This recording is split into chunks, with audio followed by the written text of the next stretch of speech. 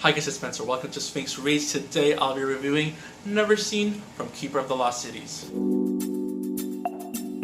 Okay, so just now my copy of Nevermore arrived.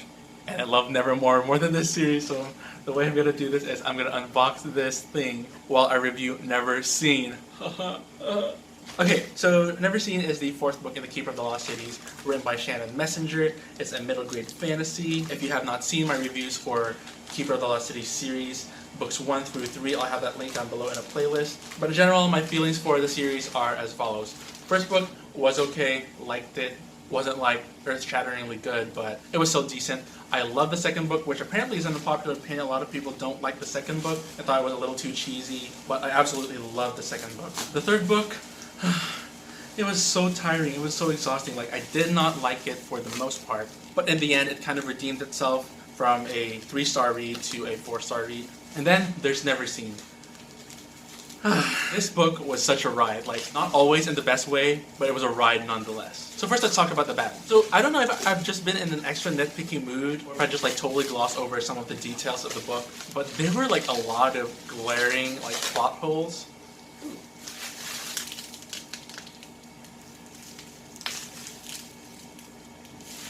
I'm not trying to be Jesse the Reader, y'all. But if I'm being completely honest, like if you ask me what those plot holes were, I don't remember, even though I read this just last week. Either I just couldn't care less or something else, I don't know. Another one that I didn't like about this story, how the heck do you open this? But I feel like there were just too many characters that were introduced. Like each book like introduces like a lot of like new characters, but this book in particular like introduced so many. There were like more named characters than were necessary. Like a lot of the named characters didn't really do much. They're just like on page and then they just fade out into the background. So like why did we need a name for all of them?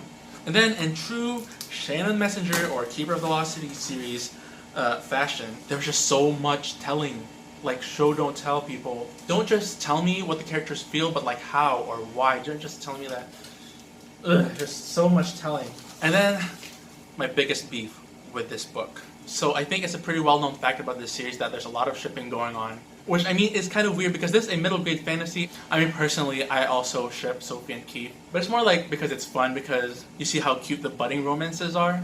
But my one major beef about this book in particular is how the shipping has gone meta. But what I mean is that the ship names like So Keith or So Fitz, So Dex were used in the book and were used by those same characters. And it was like super awkward. Like, why? Why did we do this? Like, I feel like you should leave the shipping to the fans and not the characters themselves, because that's just weird. Like, I don't ship myself with like the people I like or make ship names for my friends. That's just weird. Don't do that. And it's weird because these are kids. Like, yeah, don't do that. Let's talk about the good now, because there is still some good. In fact, I rated this 4 stars, so it's an overall good book. So I thought that this book was action-packed. Even though it's a really long book, I thought it had a lot of action to keep you engaged and keep you interested in the story. So even though I kind of felt burnout because I read this simultaneously as Alcatraz and the Evil Librarians, I do think that in terms of the action of the story, this was a pretty good one. It had a really strong start, and then the action just never let up from there. Guys, Nevermore.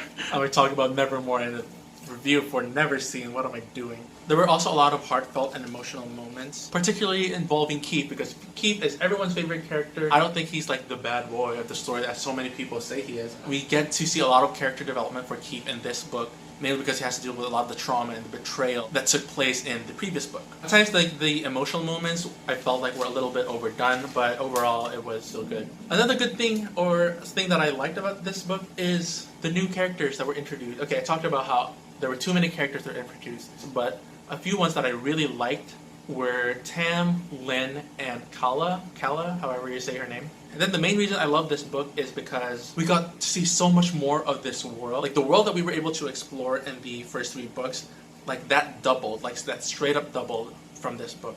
We got to see some places that were only referenced briefly in the previous books. But aside from just like the geographical expansion of these books, we also got to see more of the politics, which is really fascinating because, you know, this is a middle grade series and usually politics isn't like a major theme in middle grade books. But I did love that aspect of this story because we get to see more of the relations of the different races or creatures in this world. One thing I'm not so sure about how I feel about it, one thing I'm not sure, you get my point, is the ending. Like, it was impactful, don't get me wrong, but like, I don't know how I feel about it because like, I don't know what it means for these characters and for this world. Obviously, you have to read and find out to get what I'm saying. This probably was the worst review I've ever done just because I've been so distracted by my unboxing of Nevermore while reviewing Neverseen. Wow, I'm so dorky. Anyway, last layer of Nevermore out. And we have Nevermore. I've already read this as an ebook, so it's so nice to have it in my hands. Anyway, overall I decided that this series, not Nevermore, Keeper of the Lost series is a little bit too exhausting for me. The books are so long, and even though like the reveals are great or like the plot twists at the end of each book, it's not enough payoff for the exhaustion that I had to endure to get to that point. So I decided to end my readathon for Keeper of the Lost City series here. Even though the cover of book 5 is absolutely gorgeous, it's not enough for me to want to continue this series just yet. I'm hoping that I eventually get into the mood to continue it, especially with the last book finally coming out this year. But right now, it's going to be a long pause for this series, just because I found that I haven't really been enjoying this as much as I'd like to. Anyway, that's my super rambly, probably disorganized review for this book. I'm so bad at reviewing books, I should just give up. But anyway, unsubscribe from my channel.